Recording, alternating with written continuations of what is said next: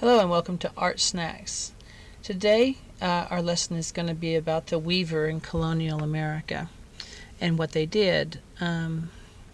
This was a historic trade. People were weaving for a very long time.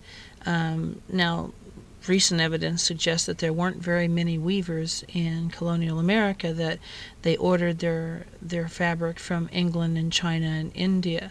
But the weavers that were there used fabric or used thread or used fibers that were imported largely from England and China and India nevertheless.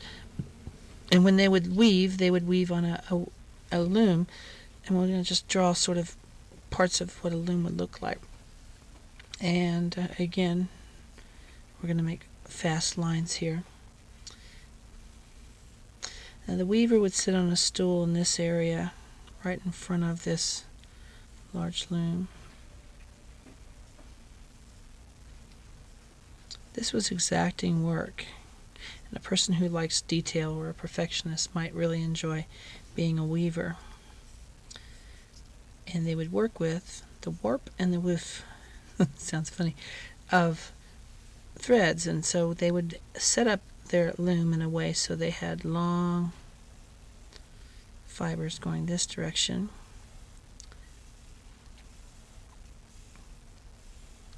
They would then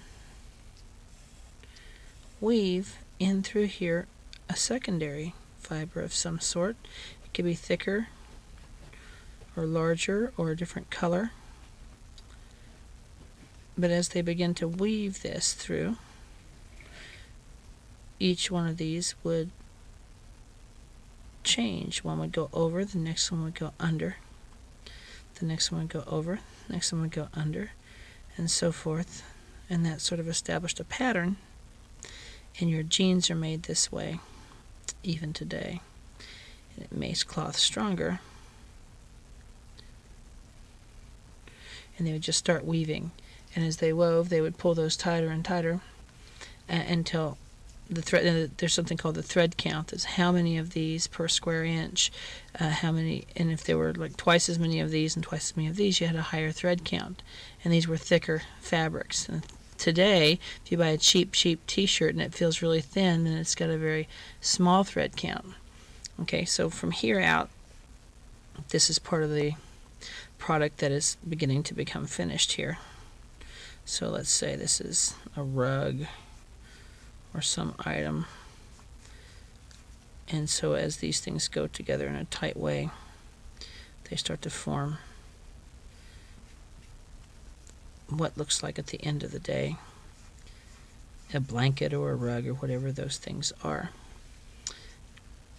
Okay, so the loom goes up like this. And depending on how long you needed this to be, these would be longer or shorter. And you would bring in with a little needle thread on it.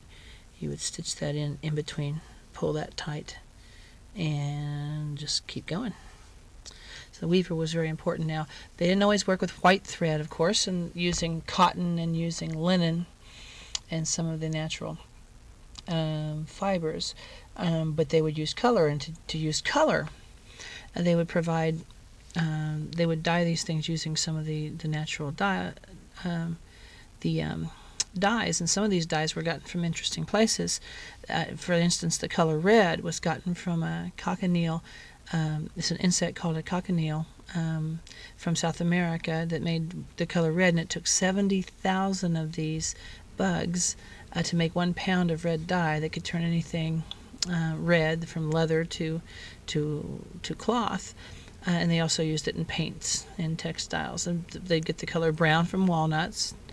They would get the color blue from indigo from South Carolina or Spain or South America. Purple they would get from the Spanish logwood tree. And they'd get yellow from turmeric, which is a spice from India, and orange from the root of the madder plant. The hardest fabric to dye was wool, because it didn't absorb the dye like it might. So, like cotton might absorb it into the fiber, it would sit on the outside of the fiber of wool, and sometimes it was hard to hard to dye those things, hard to dye linen for that reason. So anyway, that's a little bit about the tailor in colonial America. See you next time.